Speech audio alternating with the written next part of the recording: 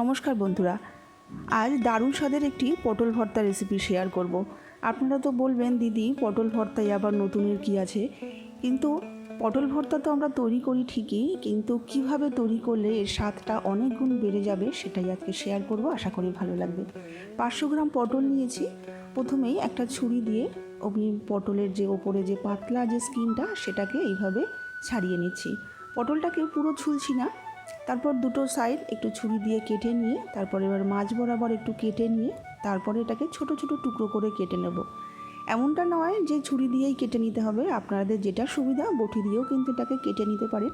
ছোট ছোট টুকরো করে কেটে নিতে হবে, তাহলে কি যে আমরা তো এটাকে ভাপাবো, তাহলে খুব তাড়াতাড়ি ভাপানোটা হয়ে যাবে। বড় বড় টুকরো করলে ভাপাতে বেশ সময় লাগবে, তাতে সময়েরও ছোট ছোট করে কাটলে সময়েরও সাশ্রয় হবে, গ্যাসেরও সাশ্রয় হবে। ছোট ছোট করে বাটির মধ্যে তুলে রেখে দিলাম। একবার ধুয়ে নিয়েছি। কড়াই বসিয়ে 1 কাপ জল দিচ্ছি, সামান্য একটু নুন দিচ্ছি, হাফ চামচের থেকেও কম। এবার পটলটাকে দিয়ে দিচ্ছি। পটলটাকে আমি একটু 5 মিনিট ভাপিয়ে নেব। 5 মিনিটের মধ্যেই দেখবেন বেশ সুন্দর জলটাও শুকিয়ে যাবে আর পটলটাও কিন্তু বেশ সুন্দর সুসেদ্ধ হয়ে যাবে। 5 মিনিট বাদ আমি ঢাকনাটাকে খুলে দিচ্ছি। দেখুন পটলটাও সুন্দর সেদ্ধ হয়ে গেছে, জলটাও কিন্তু পুরো শুকিয়ে গেছে। কত সুন্দর সেদ্ধ হয়েছে দেখুন। একবার কিন্তু একেবারে গলেও যায়নি, আবার কিন্তু খুব যে শক্ত আছে এমনটাই নয়। এই পর্যায়ে পটলটাকে আমি নামিয়ে একটা বাটির মধ্যে রেখে দিচ্ছি। এবার এটাকে একটু ঠান্ডা করে নেব। ঠান্ডা হয়ে গেলে তারপরে এটাকে আমি মিক্সির জারের মধ্যে দিয়ে জল ছাড়াই একটু খুব মসৃণ করে বেটে নেব। একটু দানা ভাব যেন না থাকে সেটা একটু খেয়াল রাখতে হবে। আর এর জন্য এই পটল ভর্তার জন্য একটু কুচি পটল ব্যবহার করলেই কিন্তু বেশি ভালো হয়। দানা থাকলেও সমস্যা নেই, দানা তো পেস্ট হয়েই যাবে।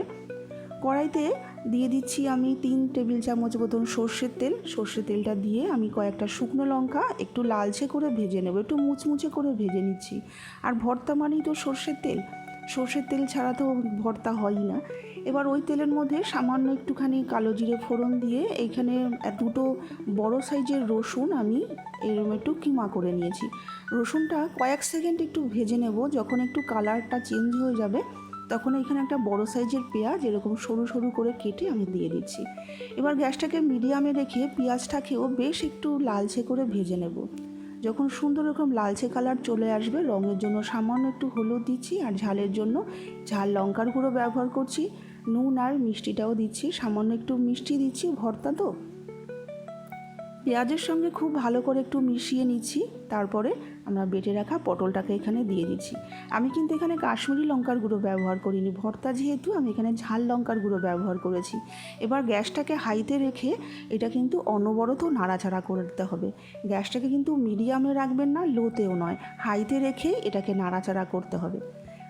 হাইতে রেখে নাড়াচাড়া করলেই দেখবেন কয়েক সেকেন্ডের মধ্যেই কিন্তু এটা বেশ একটু যখন এরকম গাটা কড়াই থেকে ছেড়ে আসবে তারপর গ্যাসটাকে লো করে দিন।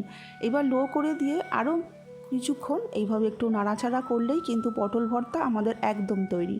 যে শুকনো লঙ্কাটা আমরা তুলে রেখেছিলাম সেটাকে এইভাবে একটুখানি হাত দিয়ে ভালো করে ডলে ছোট ছোট টুকরো করে এইভাবে একটু মিশিয়ে দিচ্ছি। তারপর পটলের সঙ্গেও খুব ভালো করে মিশিয়ে নিলেই কিন্তু পটল ভর্তা আমাদের একদম তৈরি। দেখুন কড়াই থেকে ছেড়ে আসছে, একটা জায়গায় এটা মন্ড হয়ে যাচ্ছে, তার মানেই বুঝতে হবে আমাদের পটল ভর্তা তৈরি।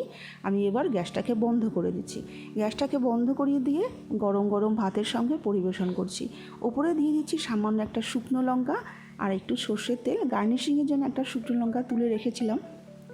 আশা করি বন্ধুরা আজকের এই পটলের ভর্তা রেসিপিটা আপনাদের ভালো লাগলে একটা লাইক করে দেবেন, সকলের সাথে শেয়ার করে দেবেন। প্লিজ আমার চ্যানেলটাকে সাবস্ক্রাইব করে আমার পাশে থাকবেন। সকলে ভালো থাকুন এই কামনা করি।